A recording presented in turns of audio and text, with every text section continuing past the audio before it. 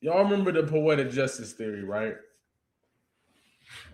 So Justin Hunt basically has gotten Kendrick Lamar's engineer to address the theory. Now, I haven't seen this video yet. You feel what I'm saying? I have not seen the video yet. So I don't know if the engineer ends up saying it's true or not. Boom, boom. But that's why I'm here to watch it. We're gonna get the live reaction right now. But yeah, I think that when we covered the theory a little bit ago, I think that was about like 2 months ago or something. Yeah, the theory was solid. From what I remember, the theory was solid.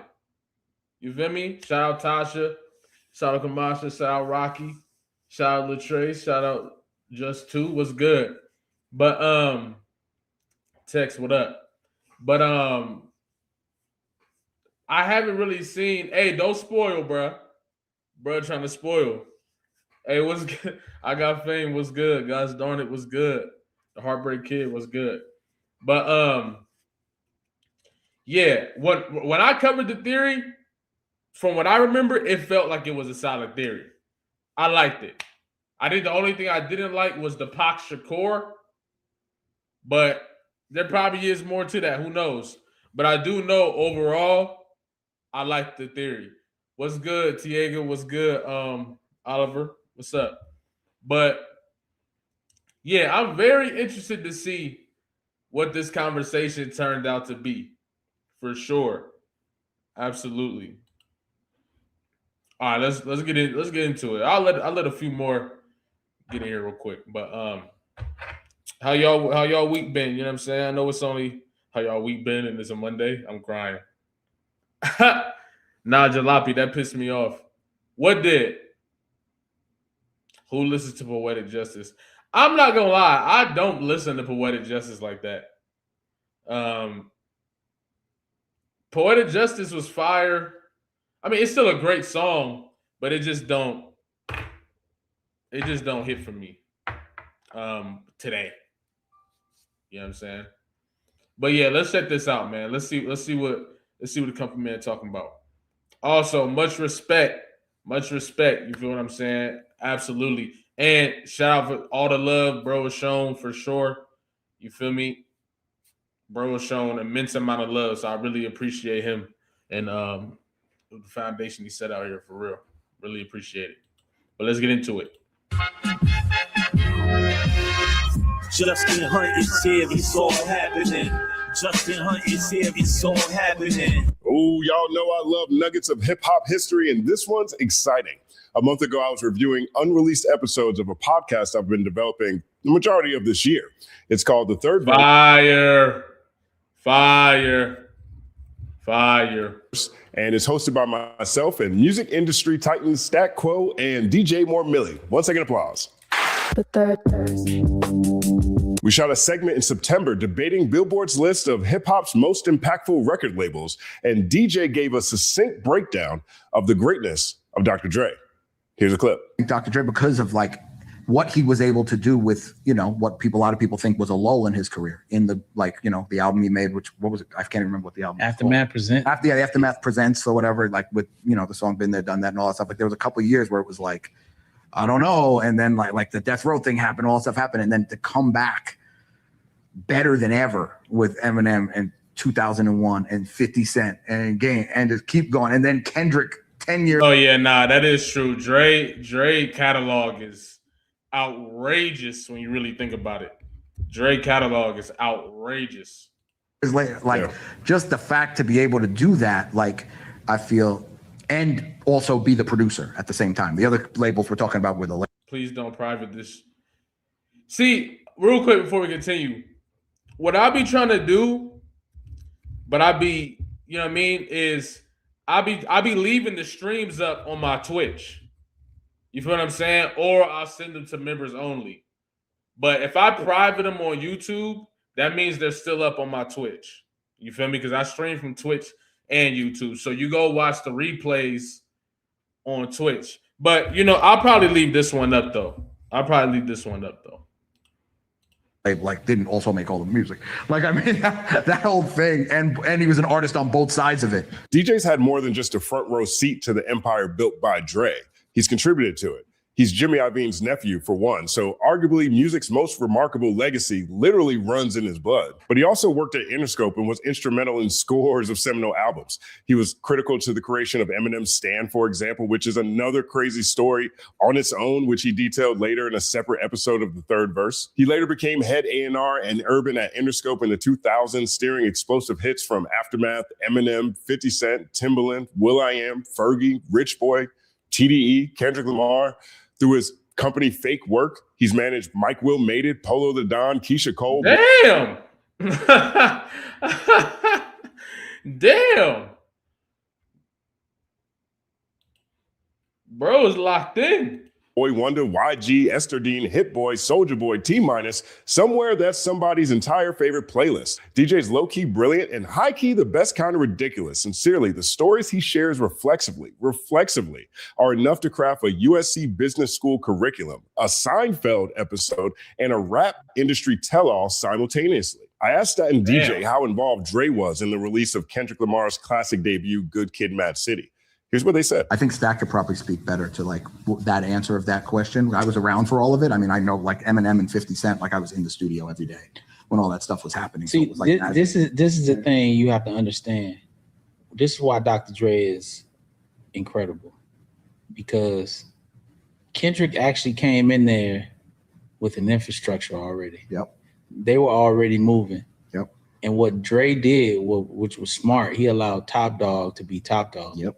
You know what I mean? That makes sense.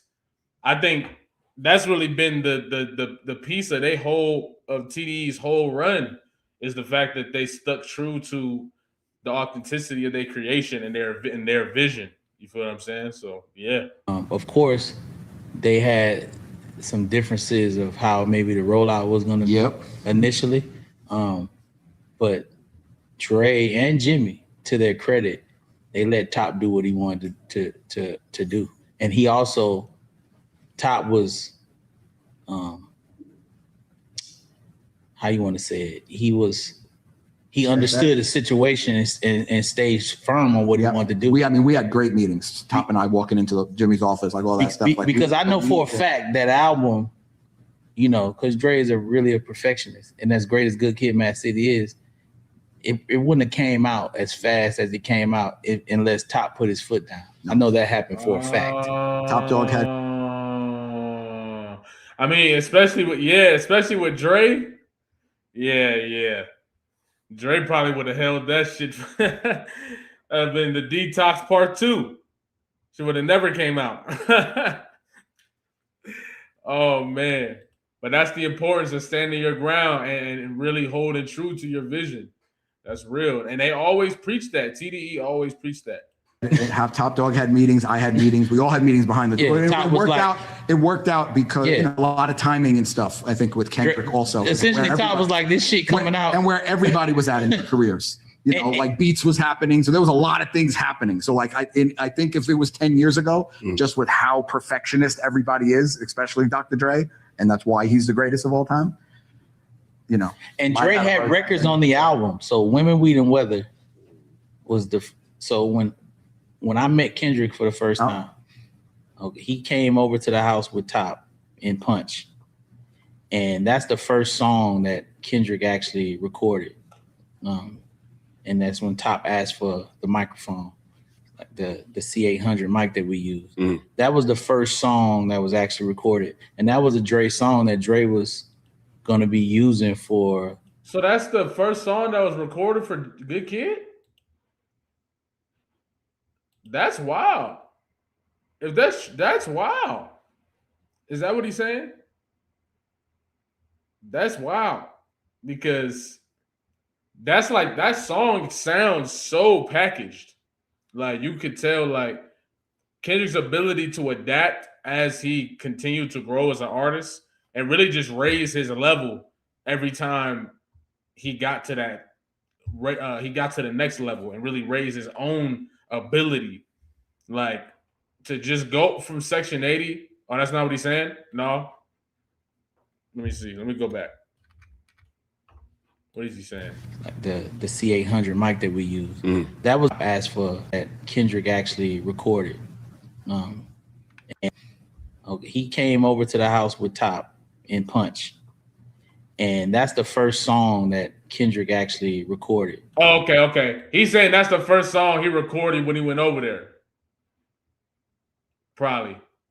Well, no, it's whatever. We didn't wear that. Love that song. Love that song. First Produced by recorded with Scoop Dre. DeVille was the first track released off of Good Kid, Mad City. Keep going, Stat. So Scoop DeVille had a studio off Los Feliz.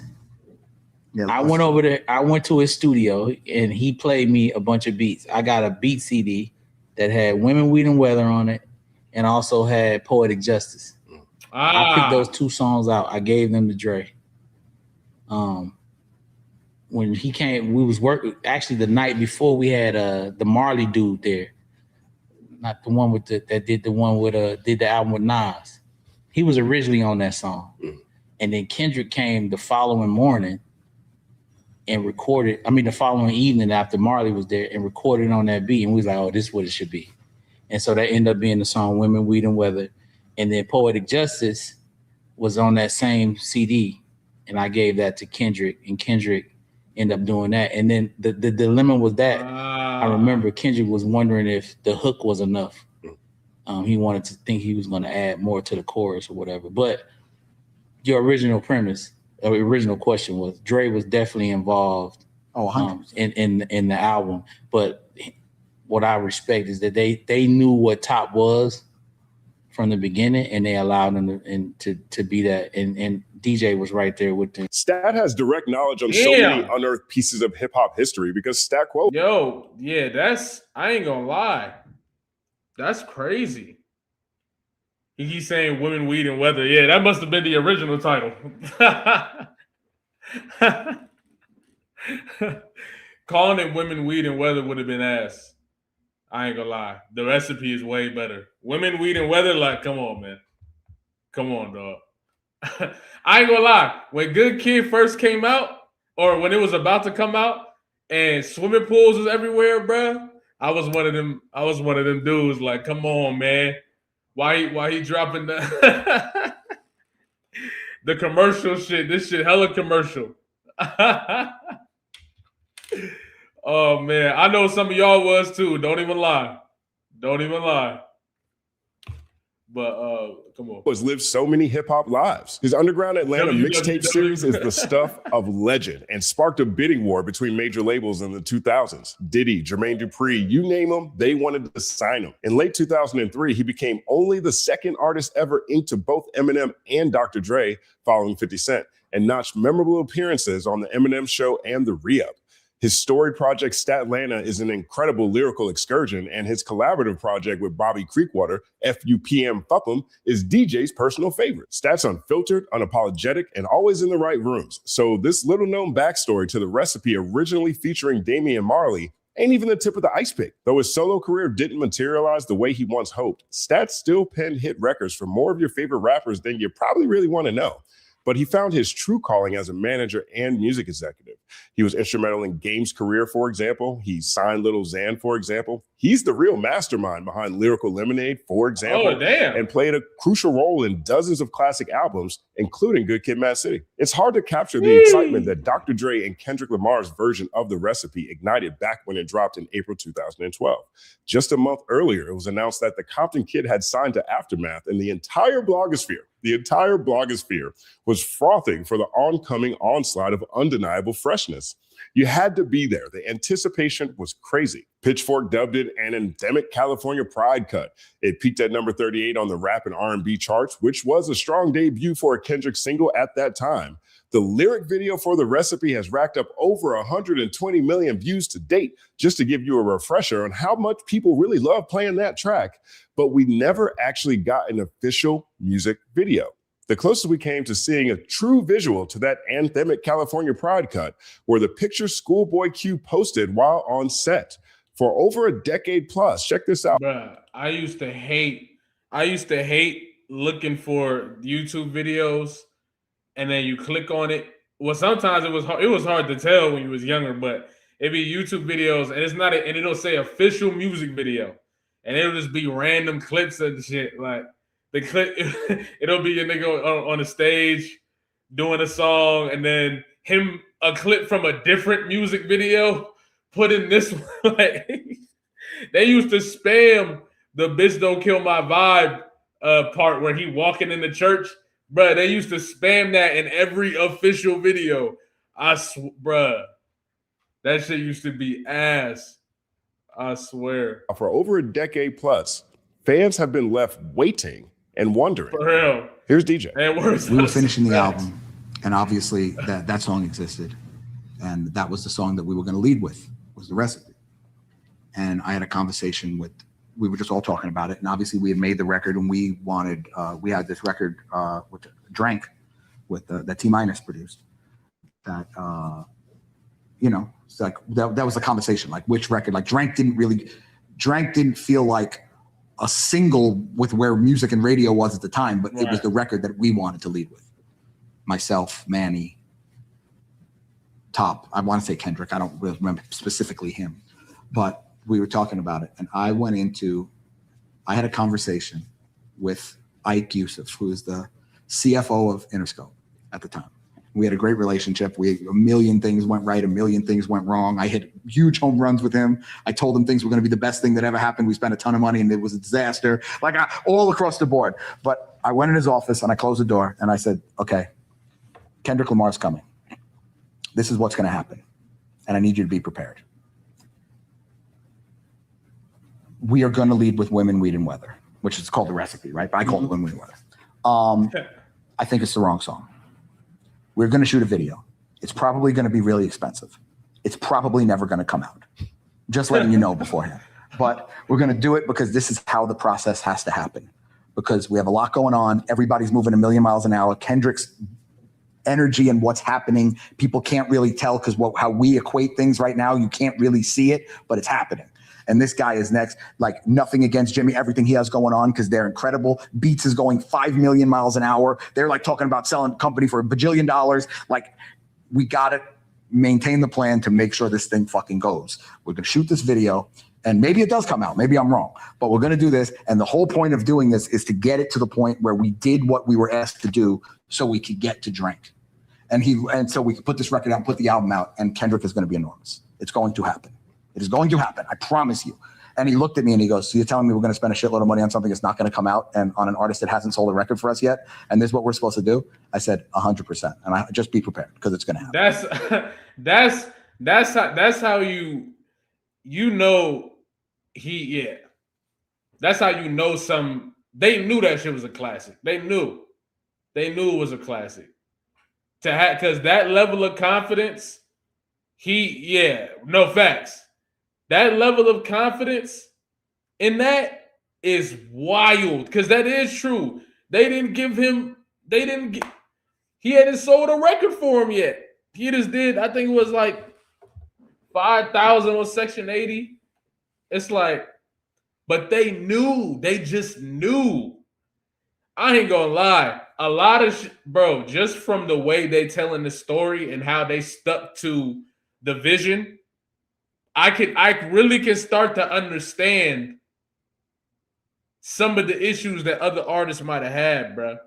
Because the fact that they was able to stick to that vision, do it their way, and still bomb, like still go crazy. Like, that's, you know what I'm saying? Right. Well, they also saying the single with Dr. Dre isn't going to be the lead. Right.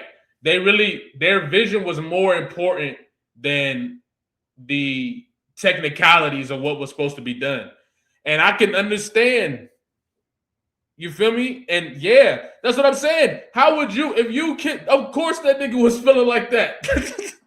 And everybody else felt like it was like that. Because, man, I'll tell you, being young in Henry swimming pools, I didn't get it.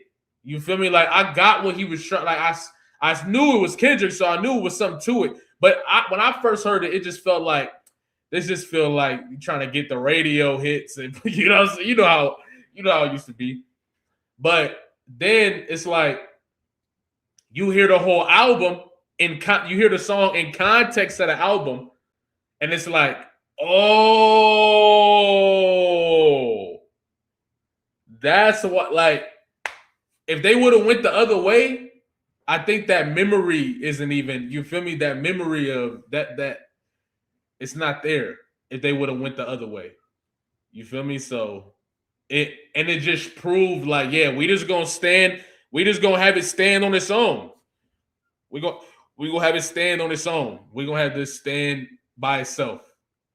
You feel me? That's shit. They knew. And that's exactly what happened. And so like, it's literally exactly what happened. And it's not because anything was wrong with the song. I like I still listen to it. Yeah. So like, it was just like where we were at in the market and what was happening. Like we did shoot a video. There were people involved, perfection. It didn't end up like all the things happened. And like, but it was just like, because there was just certain things that had to be done and ways to get to where we wanted to get. And the album ended up happening. And everything went amazingly. And I still tease Ike about it all the time. I go, you remember? He goes, oh my God. He goes, are you ever going to actually say that? I go, absolutely. That's crazy. If anybody ever hands me a microphone. That's wild. That's wild. That's one of the wildest loss leaders I can remember ever hearing in this space. You mean to tell me they shot an expensive music video for the recipe with Dr. Dre in it and literally planned to do so without ever having any intention on actually releasing the visual? Okay, they did this on purpose.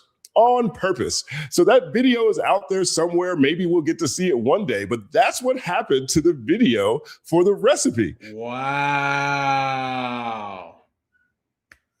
Wow. Bruh. That's wild. That shit just sitting like what? When I first heard Swimming Pools, I didn't like it, but it made me want to hear Dot rap. I could tell I would like his music just from hearing this flow. Right, and it was different. I feel like back then, you would get the singles and then the album come out, and it would be way different than the single. So it was dope seeing the single. And in my experience, it was the first time I had seen that on the mainstream level, right? Where the single was tied into the story of the album, right? It's literally like a chapter within the album. So it was wild. And yeah, exactly. And I feel like it just set a certain standard for the music that I wanted to listen to too. And another thing, I grew up listening to what my mom listened to and my uncles listened to, and they listened to the music that they grew up on. They grew up the 80s, the 90s, West Coast, all that. You feel what I'm saying? So it was also crazy hearing that music and then hearing that really hunger and ability disappear for a while, right? And then have it come back. That was like a crazy experience as somebody who didn't live in the 90s, didn't live in the 80s, but got to listen to the music from that time and then hear an artist from when I'm growing up bring that energy back, right? Where it felt like some songs felt like Doggy Style, some songs felt like, you feel what I'm saying? Like it was crazy to experience. It was a crazy experience, bro. It was a crazy experience. Good Kid, Mad City was that was a special time. I remember when Backstreet Freestyle dropped and that shit was everywhere. Facts. And remember that shit leaked at the time too, right? Hot take, I don't even like the recipe. Dr. Dre's verse makes me kick him. I'm not gonna lie. Dr. Dre's verse, you can tell Kendrick wrote Dr. Dre verse, but it is interesting. But the song itself, yeah, I'm not gonna turn it off if it come on, but I'm not reaching to listen to the recipe on my own time today. Back then, absolutely. Growing Apart from OD was my first hearing his art. Yeah, Growing Apart was special. Growing Apart. I'm not even huge on Overly Dedicated, but there are some songs on Overly Dedicated that are, yeah, that was different. Right, Dot sounded hungry. Then Control drops, bro. That's what I'm saying, bro. They go and do it their way. It's a massive success that he just get on everybody heads. Like a lot of things are making sense, bro. I ain't gonna lie. I hated Michael Jordan too. He said Doc should have made a movie like To Get Kid, Mad City. That'd be tough. Still can. Recipe still in rotation in my car. Right, it's in my playlist, but if it OD fire, what you saying? I ain't saying it's not fire. I'm just saying I'm not big on it. I'm not big on Overly Dedicated. I like certain songs on Overly Dedicated, but as a whole, Overly Dedicated is not one of my favorites at all. However, it does have some of my favorite songs of all time on it, though. You feel what I'm saying? Y'all remember that Heaven and Hell? Y'all remember that Heaven and Hell? I agree. It's Death Fire. It's just not something I go back to straight through. Right. Like I'll listen to Section 80 all the way through. And I think Section 80, I'll listen to Section 80 all the way through. I'll listen to, Meek Mill. The Kendrick Lamar EP is fire too. Yeah. Kendrick Lamar EP is fire. That's another one I don't really go back to a lot, though. I go back to certain songs. Meek Mill, Heaven or Hell? No, Kendricks. Kendricks, Heaven or Hell. I feel like it was only on YouTube. I could have, I don't know. I don't think that song ever officially came out on DSPs or on an album or nothing. I could be tripping, though, but I don't think so.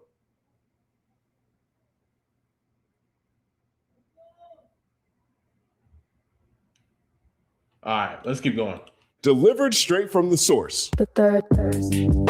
Now, that was a fun side quest, but what stood out to me most about this unreleased clip from the Third Verse podcast wasn't actually this unknown history of the recipe. It was the other Scoop DeVille track that stabbed. Hold on. You know ball. He knows ball. Handpicked for Dre and Kendrick. Poetic Justice. Because while I was reviewing these unreleased clips from the Third Verse podcast, what's been called the Poetic Justice Theory has been going crazy viral online. What's the Poetic Justice Theory? Did Kendrick Lamar get Drake to I damn near forgot. This is why we watching the video.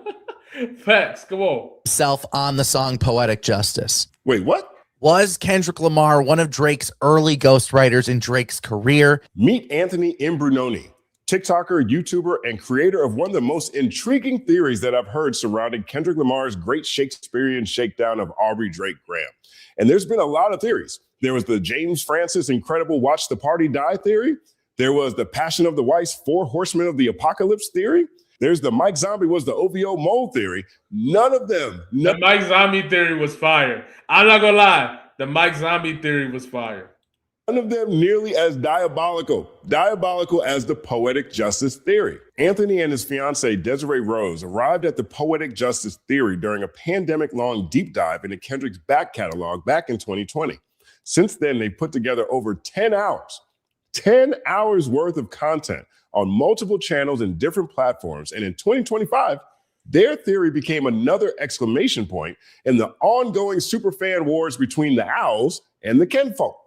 Here's Anthony. We just surmised that 13 years ago, Drake and Kendrick Lamar collaborated on 3 different songs, right? Like there's 3 different songs that those two do together on 3 separate albums. Now, before we get to the verdict, when we covered this, I did like the theory.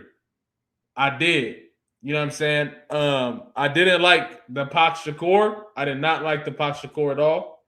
But I like the theory overall. I was like, this is good. And that's the thing. This is what people got to understand. Just because the theory doesn't become true does not mean it's not a good theory. That's like, hold on. Like, we really gotta think about that, because in general, a good theory isn't predicated on if it becomes true or not. I think that elevates the theory for sure. That makes it a great theory if it is true. But overall, does the theory make sense? If it makes sense, it's a good theory. That's how I feel. If it makes sense, it's a good theory. This theory made sense to me. Just saying. One on Drake's album, which is Buried Alive. Poetic Justice being on Kendrick Lamar's album, Good Kid, Mad City. And the third was on Fucking Problems on A$AP Rocky's album. It's in those songs that we assert that Kendrick Lamar ghost writes for Drake. That is the work that he gives over to Drake in order to now have access to the music industry that he now has. What? I ain't gonna lie. It is. We're gonna rewind that real quick. But this is the overall thing. We just want to have a good time, man. That's true. Now, when we talk about the theories for the music, we just trying to, you feel me? This is what when a great artist leaves Easter eggs and you appreciate this artist's work, of course you do the Easter egg work. It's the same thing when you're watching a great show. You feel me? I always say it. Attack on Titan. Easter eggs all over. Every time I watch that series, I'm looking for the Easter eggs, looking for the breakdowns. That's what the artist wants you to do. Otherwise, they wouldn't put it there. You feel me? Through these three songs that Kendrick not only details his initiation into the music industry, but he tells you that he is Drake's ghostwriter. He tells you that these messages will be buried alive. And he hopes that the listeners, the true fans of the art form, will dig up those messages. And he also codes these messages in hopes that one day his true fans will find it, unearth it, and discuss amongst themselves the real story that Kendrick Lamar is painting. Bro, what are you talking about, man? I mean, it sounds galaxy brain.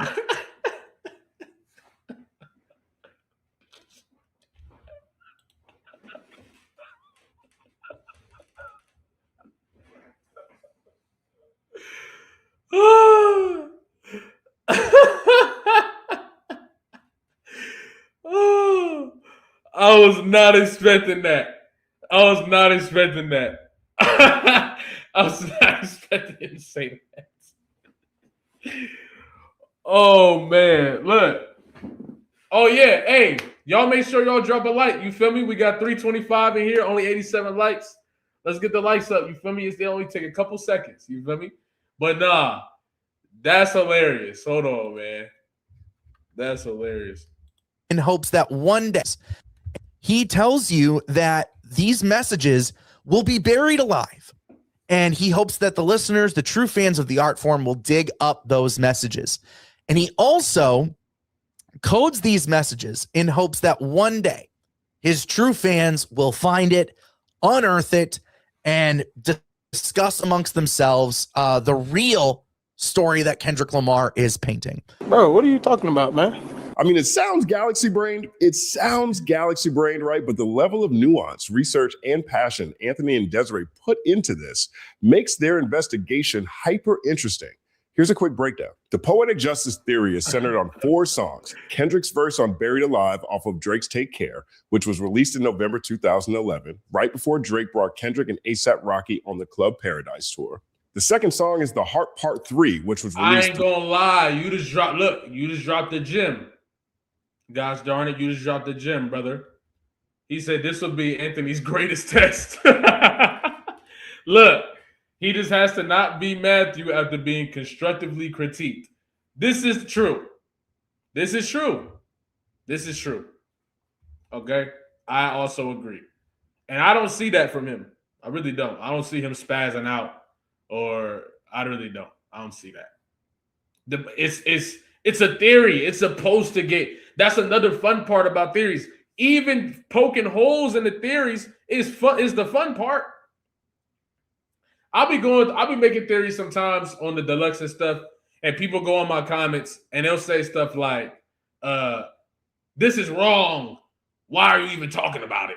It's like, bro, you poking at the theory is supposed to be fun too. like, damn. I just want to say this real quick. You poking at the theory is supposed to be fun. You're supposed to be having a good time, even if you disagree with my theory. But if you're not focused on having a good time with a theory about art, then of course you're gonna miss the opportunities to make it fun if you're not looking for the fun. You feel me? Like, I'm just saying. 3 days before Good Kid, Mad City in October 2012. The third song is Poetic Justice, which is on Good Kid, Mad City and the centerpiece of their idea. And the fourth song is Problems off A$AP Rocky's 2013 album, Long Live A$AP. Now, here are the significant lyrics in each song according to Anthony and Desiree's theory. On Buried Alive, they emphasize the last bars. When Kendrick says, so dig a shovel full of money, full of power, full of fame, and bury yourself alive, then I died. That represents Kendrick fully stepping into a nefarious music industry, and he now needs to bury his messages for the listener, which is the beginning to this coded journey, per Anthony and Desiree. On The Heart Part 3, Anthony theorizes that the line... Now, I'm not going to lie. With this one, I partially feel what he's saying. I do think that this is more related to what he is saying Drake is telling him. Drake is telling him to bury yourself in money and power and all these different things. So I do think it's more accustomed to that, but I didn't think it was crazy for him to come to this conclusion. Per Anthony and Desiree. On The Heart Part 3, Anthony theorizes that the line, 3 hollow tips aimed at your head, I'll be damned if the chopper jam now, is significant because the 3 hollow tips represent the 3 songs, Buried Alive, Poetic Justice, and Problems, because, quote, it's on these 3 songs that it's going to expand on impact. The theory is going to expand on impact. Money Trees off of Good Kid, Mad City. See, that shit, I'm not gonna lie. That sound good. Like, when you really think about it, it's like, but it sound good. He put that shit together. According to Anthony, is part of the setup to Dot manipulating Drake into theoretically dissing himself on Poetic Justice, because Poetic Justice immediately follows Money Trees in the track listing. The hook on Money Trees goes, Money Trees is the perfect place for shade, and that's just how I feel. And Poetic Justice, again, is underneath Money Trees. This one is particularly layered. There's a lot to this one. Definitely listen to Anthony unpack it. I'll put the link in the description. Then he theorizes that I'm Kendrick Lamar, aka Benz is to me just a car. That line on fucking Problems is actually another call out to what Kendrick was talking about on Buried Alive, which is on Drake's Take Care. Okay, that's the rough summary. That's a super rough summary. These cats spent 5 years and over 10 hours worth of content really researching this. I'm not going to be able to come close to doing it justice in this video. So I'm going to put all the links in the description. Make sure you check them out. But here's Anthony's 90-second condensed summary of all of this. Back in 2011, Kendrick Lamar goes on tour with Drake, A$AP Rocky, and I believe 2 Chainz was also on the tour.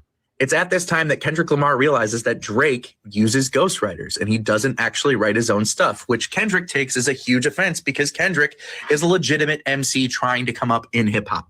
Kendrick then goes home back to Compton to start recording Good Kid, Mad City with Dr. Dre and asks his new friend Drake to get on a song with him called Poetic Justice. It's inside this song that Kendrick Lamar gets Drake to diss himself. Don't believe me?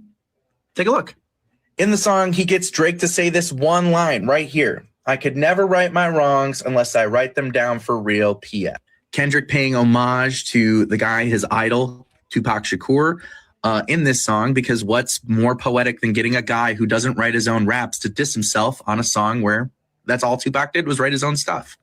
Kendrick even kind of makes fun of Drake at the end of the song, going, read slow and you'll find gold mines in these lines, sincerely yours truly, and right before you go blind, P.S. Kendrick Lamar got Drake to diss himself on Poetic Justice. And Poetic Justice just happened to be one of those tracks where the movie that's playing in between the album of Good Kid, Mad City, there's a scene that plays out where someone is in the car that they're not supposed to be in. They don't know who this person is. Enough of all this talking. As a matter of fact, get out of the van before I snatch you out this motherfucker. It even goes on to say, like, tell me where are you from? Where your grandma stay, where your mama stay, and where your daddy stay. Because Drake isn't from around here. Drake isn't real hip hop in Kendrick's eyes. He's a plant. He's pop. He's pop masquerading as hip hop. And it's taking away from the black community. I know it sounds nuts. I like the last part, but he definitely he put the pieces together. You feel me? Now I don't that he's explained is a little I don't like the Pac Shakur. I really don't. But come on, man. He put the pieces together. You feel me? It sounds nuts, and yet it still lines up. Okay. Right. It's the wildest theory. Right. So here's another part that Anthony points out about Drake's verse on Poetic Justice. This one right here is in the 30-minute condensed Poetic Justice theory. Take a listen. It should be noted that at one point in the verse, Drake goes, I was trying to put you on game, put you on a plane, take you and your mama to the motherland. I can't recall Drake taking a trip to Africa post Poetic Justice and putting someone on a plane and taking him with him to Africa after, the Poetic Justice song was released. But Kendrick Lamar, it should be noted that Kendrick Lamar takes a very public trip to Africa in 2015. Again, actions speak louder than words, and we stick to the lyrics and we stick to the timeline on everything, right? Those are the two rules in this household. He's saying, right, okay. Right. I mean, if he's saying that Kendrick wrote the verse for him, and he was really talking about himself, saying he's going to Africa, and then he went to Africa, you can't be mad at that. You really can't be mad at that, bro. That's solid. Like that's not that crazy to say. Like, now there's a few issues I have with the Poetic Justice theory as I see it. Just a couple of things that don't necessarily all the way line up with what I believe Anthony and Desiree are putting out there. The first one is I feel like Anthony gets a bit conspiratorial in some of his rebuttals. A common counter argument detractors make about the Poetic Justice theory is, why didn't Kendrick make this reveal during the battle? My personal answer to that question is simple. Maybe he did, and we just didn't get a chance to hear it. What did Dot say on Not Like Us? How many stocks do I really have in stock? 1, 2, 3, 4, 5 plus 5? Maybe that's one of the joints. You know what I mean? Or maybe if the battle didn't get so ugly so early, right? If Drake's not talking about Whitney and abuse so quickly, Dot would have taken a different approach. Maybe instead. Love hearing some common sense. I feel like there's so many people who just keep saying that, Kendrick went low first in this battle, or that why would Kendrick try to tear down another black man and all this. I'm like, bro, come on, man. Come on, man. If y'all didn't listen to Drake diss tracks, you could just say that. But we was all there, man. We saw what happened. Of Meet the Grams, we would have got, that's why I made you diss yourself. Ha ha. That's where my mind goes, right? My mind goes in that direction. Here's what Anthony said. And it's because we believe that the industry got involved. And once Drake found out what happened to him, Drake went to the labels and went to the industry and said, we got a problem. And Drake's people went to the industry and said, we got a problem. And we got to button this up.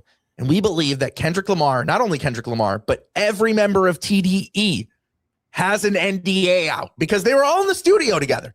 J-Rock, Absol, Schoolboy Q, Punch was right there with them. Top Dog was right there with them.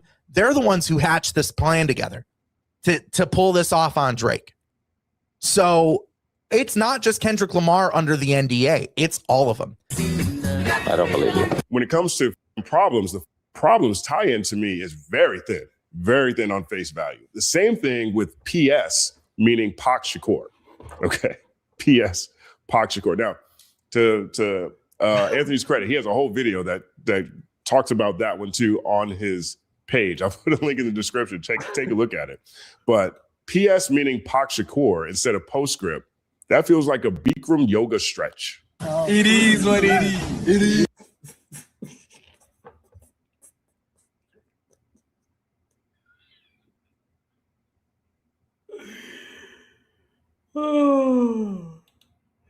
Oh man.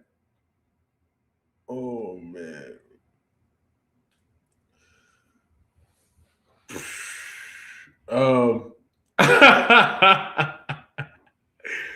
Nah, I ain't gonna lie. The Pac Shakur, y'all already know how I felt about the Pac Shakur.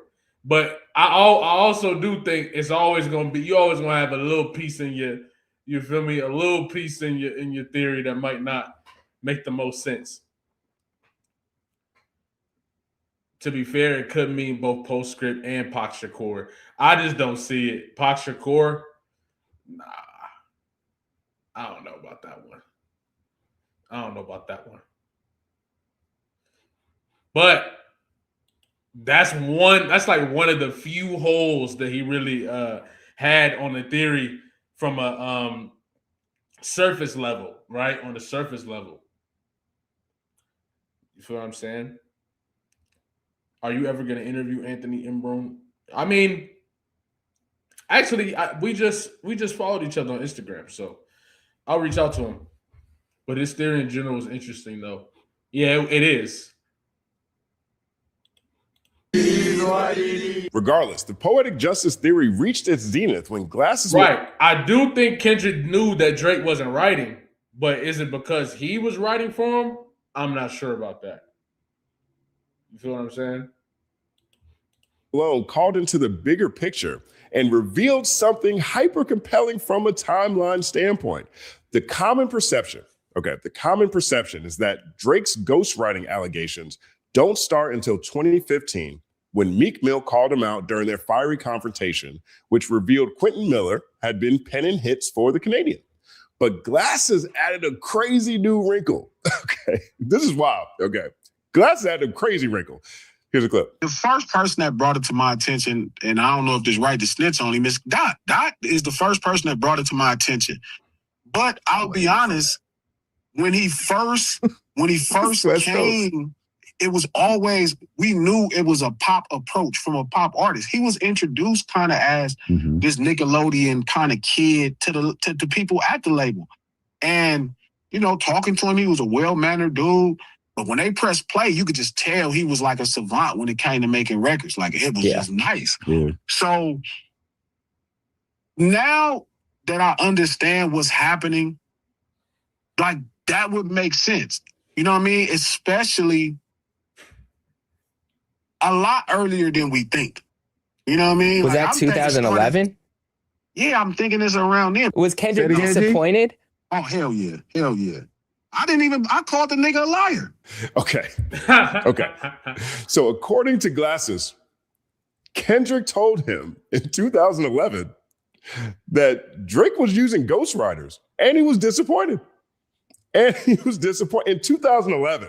That's wild early. Okay. Now, regardless of how I feel, that on the record statement is significant, right? Glasses' testimony just added a new layer of gravity to the poetic justice theory, right? Their theory is that Kendrick ghost wrote for Drake and got him to diss himself on poetic justice.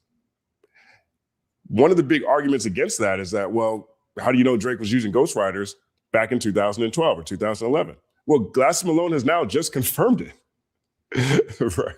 I'm thinking about all this stuff as I'm looking at unreleased clips from the Third Verse podcast. So now I got to bring all this back to the pod. The Third Verse. The next episode we filmed after that was with actor. All right, here we go. Moment of truth.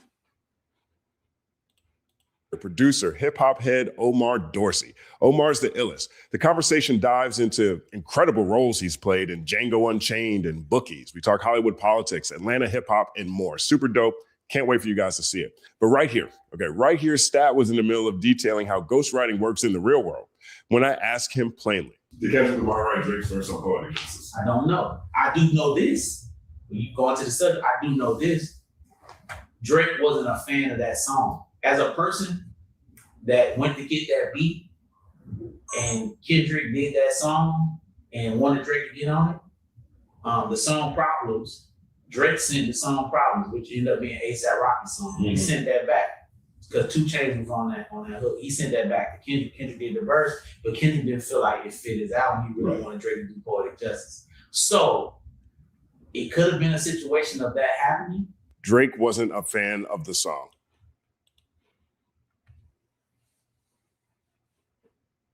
So Drake didn't like Poetic Justice. Interesting. Drake wasn't a fan of the song. This is crazy. Okay, so we have Glasses Malone saying that Kendrick told him in 2011 that He found out Drake had writers, and he was disappointed to hear that. And now we have Stat Quo, the guy who handpicked the Poetic Justice beat in the first place, saying that Drake wasn't a fan of that song at all. He wanted to give Kendrick fucking problems, but Kendrick said it didn't fit the album, and he was really adamant that Drake do Poetic Justice. The Poetic Justice theory is that Kendrick wrote Drake's verse. Is it out of the question? We are the Cypher. What's good? What's good, man? What's the word? What's the word? Does this mean Drake knew Kendrick was getting him to diss himself? What if Drake didn't want to do Poetic Justice, didn't know what to write to it, asked Dot to just write something and he'd rap it? I think there's more to this than we think. I think what actually might be happening is Anthony's theory might not be totally true, but key pieces of his theory might just be missing a couple pieces.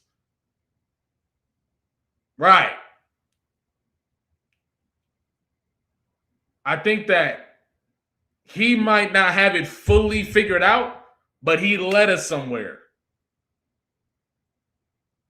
Like he's leading us somewhere that is the actual truth.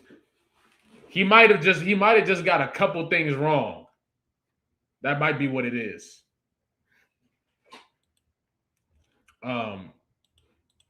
That someone who doesn't want to do something will just get someone else to do it for them and put their name on it. Is that out of the question? Is that crazy to think? Right? Like I've had a number of people over the course of my life, for example, that I've asked to write recommendations for me. Sometimes people are too busy. The people who are too busy to write the recommendations, they told me to write the recommendation myself and they'd put their name on it. They'd co-sign it. It happens all the time. Is that what happened here? He didn't like the song in the first place. Kendrick was like, yeah, no, I want to do this one. I mean, think about this. The Poetic Justice theory has now traveled from a pandemic deep dive into Kendrick's catalog while Anthony played Madden to Stan Moore online debate fodder to Glass Malone confirming that Kendrick knew Drake had writers as early as 2011. And now we have Stat Quo saying that actually Drake didn't even like the song, didn't want to do it, but Kendrick was adamant that this is the song they collab on. Dot told Drake on Euphoria, I hate the way you sneak this, right? While potentially having the most diabolical sneak diss in hip hop history tucked away in the cut. 1 second applause. Now, despite my personal reservations, at that point, I felt myself becoming a believer. The Poetic Justice theory, with the additions of what Glasses has added, with the additions of what Stat has just added, it's starting to feel possible, if not plausible. I was damn near sold. Yeah, what's interesting? That is kind of what's happening right now. What's happening is it's almost like Anthony has the theory, right? And then Justin's like coming in and moving pieces around, but the foundation is maintained. That's kind of how it feels. Like it feels like he's putting the things together. The putting the extra pieces together that Anthony might be missing. It's interesting. Justin has the bird's eye view in hip hop. I'm near sold and almost ready to engage publicly. That's when Stat told DJ and I that the legendary Mixed by Ali was going to be our next guest on. The third person. Oh, yeah. Mixed by Ali is unquestionably one of the greatest engineers. Ooh! Hey, first of all, before we even finish, this video is amazing, man. This is a great video. This video is great. All time. In a sense, he's this generation's Dr. Dre, who's also his mentor. He's a 2-time Grammy-winning Engineer of the Year, and he's straight out of the TDE camp, mixing many of their classics, including SZA's Control, Q's Habits and Contradictions, Ab-Soul's Control System, and Kendrick Lamar's Damn to Pimp a Butterfly, and you guessed it, Good Kid, Mad City. In every sense, Ali's an inspirational figure, going from... Hey, real quick. Yo, y'all. So look, I know we can't do stuff on YouTube. Like, you know, there's certain stuff we can't do on YouTube. But there's 2 albums I want to go back and listen to right now. And I would like to listen to with y'all. And we could do it on Twitch. We can do it this week. I want to listen to The Dawn Illuminati or Machiavelli by Tupac, based on everything that's happened since we got the documentary, right? The Reckoning documentary. And then I want to listen to Control System. Because when I was young listening to Control System, I felt like my everything. That's bro. That time was special. Especially I feel like my mind was being opened to new possibilities and shit. You feel me? So I would like to listen to it with y'all again now that I'm older. You know what I'm saying? More life experience, all that. So those are 2 albums I want to listen to on Twitch. You feel what I'm saying? I'll put my Twitch in the comments shortly. Time and place. Okay, say less. Programming ringtones in high school to teaching and delivering motivational speeches worldwide. And now he's in full tech executive mode with his groundbreaking platform, Engineers, which allows artists to find and book world-class engineers and recording studios all in one platform. The app has now added distribution to over 350 streaming platforms globally, which allows artists the opportunity to go from idea to marketplace seamlessly. If you'd like more information on Engineers, check the link in the description. But Ali talked to us about all of this, including never before discussed nuances and backstories of multiple projects he's worked on, because that's how much he trusts Staten DJ. The full conversation will be available on Wednesday, December 10th on the Third Verse YouTube channel. Links in description. Ali was in the room during the creation of Poetic Justice. So of course, I had to ask him.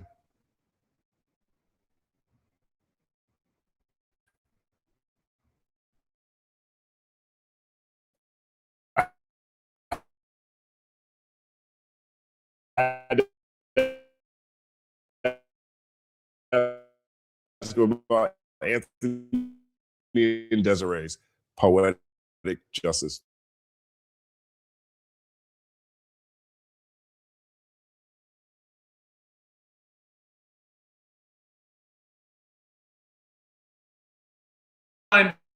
The actual reality. Oh, it's glitching for y'all? Y'all good now? Y'all good now? Y'all good? They got my boy. I'm crying. We good now?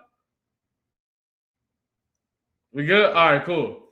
But nah, what I was saying was, can't believe that they sitting there trolling like this, because I'm like, hold on, bro.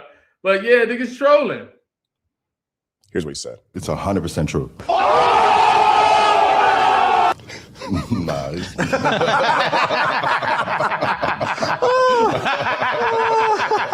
Yeah, I was about to say, bro. If that ended up being, that would have been crazy. Plus, I don't even know they would have been able to say that in the first place. That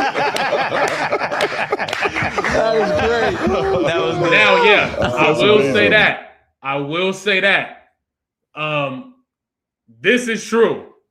All those guys over there on that, they was definitely trying to. It's glitching. They was definitely trying to make sure that what's it called? They was definitely trying to make sure that shit didn't catch hella traction. They was debunking that. Like, I'm like, why y'all going after him? But who knows? It's a home run. I mean, there's a lot of theories out there, man. I that one in particular. As much as I would want to say that, like, yeah, it's all like, nah, like, I remember we sent the record to Drake. You sent the verse, sent a couple verses back. I think he went back after that. I did a verse. He wanted to do it again or whatever. But yeah, nah. Gotcha. Also, so Drake rewrote his verse. Y'all know what that. But damn, okay. I love the fact that a lot of these individuals like put together these theories because at times there's been multiple times, right, that I've had to call Dot because the way he puts albums together, right? When you go back and listen to Pimp a Butterfly, right? I didn't hear the Tupac skits until the album was done. Like, I didn't hear anything like how he's putting it together. Like he was still in his mind conceptualizing, how is he going to tie this together, right? Which is super, just creatively, like it's way more advanced than what I could even fathom at that time in my life. Right. So there's multiple times where I see theories online and I'm like, yo, is this true? Like, and I don't want to seem like a fucking idiot. Like I recorded this shit and it's like, yo, what do you mean is it true though? And it's like, I'm kind of, but there are things that he does do intentionally. The theories be going around, be having, you feel me? Niggas got to keep doing their thing, man. Everybody, Anthony, everybody. You feel me? When it comes to the music and then keep doing your thing, man. Keep doing your thing. Right? And there's things that, the fans, put together. But I think either way, it goes back to just the art of the music. It's like that music is making people think that deeply now. Like that's fucking fantastic, right? You're not just listening to a song and going to the next song.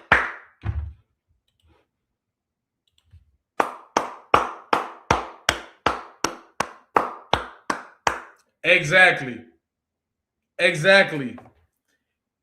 People would rather hate on the people that's coming up with these theories and these ideas and all of that, right? They would rather hate instead of looking at it like, damn, Kendrick Lamar got people thinking this deep. Kendrick Lamar got people really breaking down the music to this level. But people would rather hate, though. Everything is about perception. Everything is about perception, man. Like if that's really, you can really see it as something equating to the talent of Kendrick Lamar, or you could just, why y'all making these theories? Bro, it's the art. That's how you appreciate the art. If the artist is putting Easter eggs and they doing all this different stuff, they want you to dissect it and break it down. That's what they want you to do. And Kendrick don't confirm or deny it, because then we're going to keep analyzing it. You feel me? On a playlist, you're coming up with these theories that make a lot of fucking sense. The third verse. Okay, so there it is. There it is, mixed by Ali. The man who mixed Good Kid, Mad City worked on that song. He just confirmed that Drake sent his verses in and Kendrick did not ghostwrite Drake's verses on Poetic Justice. But honestly, the door is still kind of cracked. The door is still kind of cracked for anyone hoping that the Poetic Justice theory is true. And here's what I mean. Anthony and Desiree suggested Kendrick wrote Drake's verse. And earlier, Anthony used Drake's trip to the motherland line as an example, as a part of their reasoning. That part of the theory to me is dead. Okay, I don't think Kendrick wrote the whole verse for Drake. I think that part of the theory is dead. But since both Kendrick and Drake still close their verses with the same pre-hook, but I can never right my wrongs unless I write them down for real, PS, there's still plenty of room for those who think that's enough, because that part in particular, is a major part of Anthony's hypothesis. We saw that in the 90-second short clip video. And while Ali confirmed on the Third Verse podcast that Drake submitted his verses, he also confirmed that while he engineered To Pimp a Butterfly, he didn't hear the Pac reveal until the album was completely finished, which means even he's sometimes surprised. What we do know is that Kendrick Lamar is a multi-level thinker that has a history of slipping creative nuances, even past his closest collaborators. And in that sense, for some, the Poetic Justice theory may be on life support, but it ain't dead yet. Ain't all the way dead yet. There's just enough sliver of light. The door is just cracked enough for hardcore believers who likely won't be swayed unless Dot speaks on this himself, if Kendrick confirms or denies this himself. What are the odds he ever does that? Never. And away from that, what are the odds we ever get to see the music video for Kendrick Lamar and Dr. Dre's The Recipe? Honestly, I don't have the answer to these questions. Hey, absolutely amazing video. Shout out to the company, man. That was fantastic. I ain't gonna lie. That was a great, that was a very, very good video. And honestly, I still give You know what I'm saying, Anthony? I think what you've done is the theory might not be correct, but I think what you've done is you've pushed us closer to something that is correct. That might even be more shocking than what you put together. I think that's what's happening here. I think he might have opened the door for some of the pieces of a situation to be discovered, or because, you know, that might be the case. So shout out to Anthony, shout out to Justin Hunt. You feel what I'm saying? The company man. And y'all can click. I just put the Twitch in the chat if y'all want for when we do the listening parties for those albums. Because the Don Calum, the 7 Day Theory, that's hitting different. That's hitting different right now. Hail Mary came on. I'm like, bro, this is crazy. All right. But yeah, we're gonna listen to that album sometime this week. And then of course Control System as well. And then I'll take that and upload the experience to YouTube too. But of course, I know y'all want to be there for the actual listening party. But all right, man. I appreciate y'all. Love y'all. And y'all have a great day. For what I'm saying, I'm gonna catch y'all. Well, one more thing. Y'all let me know one thing for the people that's still in here.